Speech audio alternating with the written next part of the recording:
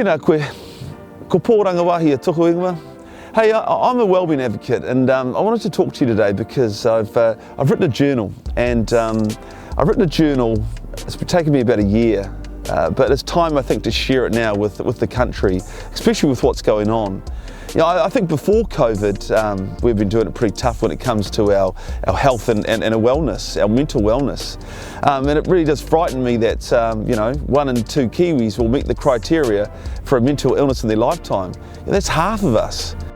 So I don't want to live in a community where we have huge amounts of anxiety and depression, and especially in our youth, our rangatahi. So I've written this journal, and it's on the back of some artwork that I've created. So if you don't know my artwork, it's a mental warrant of fitness and another piece called I Am So Worth It, A Guide to Being Awesome. And that's the name of the journal.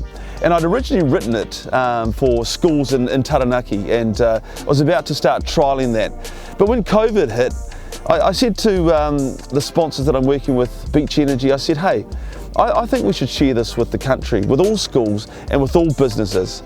So after a little bit of a rewrite, I think I've got something that's going to resonate and provide some really strong messages for those out there that are struggling or need a bit of guidance at this time.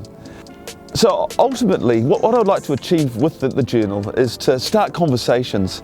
We're notoriously bad as Kiwis about talking about the F word, how we feel, I also want to connect people with themselves, that internal messaging and how we are registering and feeling about our emotions.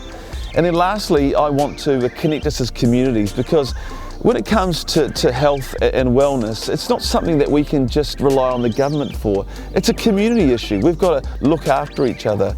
And I think now is the time that we need to do that more than ever.